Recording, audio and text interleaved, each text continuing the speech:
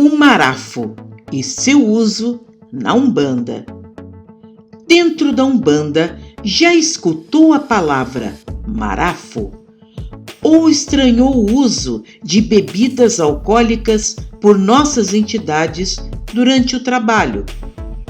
No jornal Jocabe, Jornal de Cultos Afro-Brasileiros de Porto Alegre, o babalorixá Dalberto Pernambuco Nogueira publicou em 1994 3 textos muito bons sobre o assunto.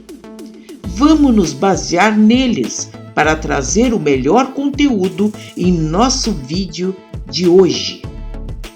A Malafa, palavra banto oriunda de Malavo, que é a aguardente de cana, às vezes misturada com ervas, nas famosas garrafadas que se vê por todo o país, tornou-se o marafo, a bebida alcoólica mais importante nos cultos afrodescendentes, utilizada por diversas linhas de entidades, como boiadeiros, exus e alguns pretos velhos durante os trabalhos, ou usadas em assopramentos, em trabalhos de limpeza e descarrego por nossas entidades. Esse líquido aparentemente inofensivo é conhecido por suas características energéticas extremamente potentes, sendo chamado pelos italianos e outros povos como aquavita ou água viva, capaz de reunir 2 elementos em si, a água e o fogo. Nos terreiros mais tradicionais, voltados ao respeito de nossos fundamentos mais antigos, a cachaça ou marafo é a bebida alcoólica central de nossos rituais e oferendas. Muitas vezes negligenciada por ignorarem suas propriedades ou pela facilidade em encontrá-la, na verdade, é um dos itens mais cobiçados pelas entidades tanto do alto quanto do baixo astral, por seu absurdo teor magnético e sua capacidade de provocar em nossos chakras uma liberação verdadeiramente incomum, mas muito passageira. Eis porque vampiros espirituais, que chamamos de um modo geral de quiumbas, tanto obsediam indivíduos invigilantes para que bebam, servindo eles de fonte de energia viva para alimentar essas entidades sempre desvitalizadas, tanto queimada, jogada ao chão, em banhos, quando ingerida. O marafo é um dos itens mais poderosos em nossos trabalhos, substituto perfeito para uma série de sangues da natureza, aquilo que os candomblecistas chamam de ejés, não nos limitando a poucos.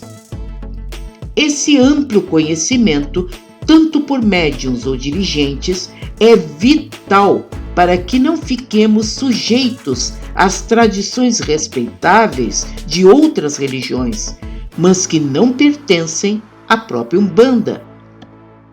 Mas assim, como usamos o marafo e as entidades ingerem nossos trabalhos, é necessário advertir o cuidado que tanto o dirigente material quanto espiritual devem ter em relação aos médiuns, especialmente aqueles iniciantes que não estão ainda com perfeito domínio de suas faculdades.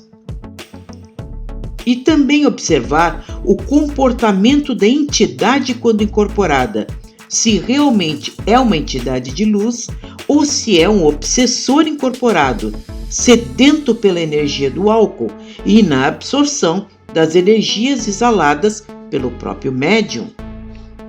Lembramos também que a ingestão do álcool por menores é crime previsto no Estatuto da Criança e do Adolescente, ou por quem tenha algum problema de saúde, ou mesmo esteja sob o uso de medicamentos. Nesses casos, em vez do médium ingerir, recomenda-se a postura das bebidas alcoólicas na tronqueira, para que a entidade se sirva delas espiritualmente em sua necessidade, e não o médium. E também, para desestimular o consumo, o prazer e a mistificação mediúnica dentro de nossas sessões, será servido bebidas sem gelo, marcas ou com misturas para que se torne mais suave seu consumo, lembrando que quem bebe será a entidade, nunca o médium. Falando em médium, talvez seja na linha de Exu que tenhamos a mais feliz oportunidade de observar o uso do marafo em nossos trabalhos. Quando um Exu bebe quantias controladas de álcool em nossos trabalhos e passa a dançar freneticamente como fazem, não entendemos que, além de carrear energias do ambiente em um verdadeiro vórtice magnético, ele exala uma quantidade enorme de calor, fazendo com que o médium venha suar em abundância, exalando os vapores do álcool pelos poros. Assim, visto pelo plano etérico, o médium torna-se uma fornalha viva, dissolvendo energias perigosas, formas pensamento daninhas e toda a desintegração de miasmas, sempre deixando o médium, após a desincorporação, sem o menor vestígio que tenha ingerido algum teor alcoólico. Como vimos, o assunto é longo e traz muitas perguntas a respeito, mas a sabedoria, a ética e o uso adequado desses itens em nossos terreiros é que farão a diferença entre uma umbanda de grande força espiritual e aquela que necessita reparo, tanto pelos dirigentes quanto por seus guias espirituais.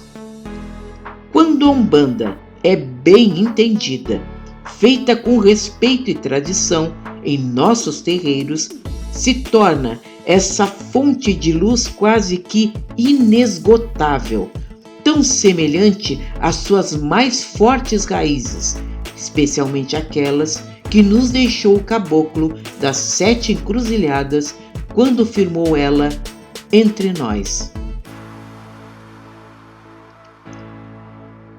Gostou?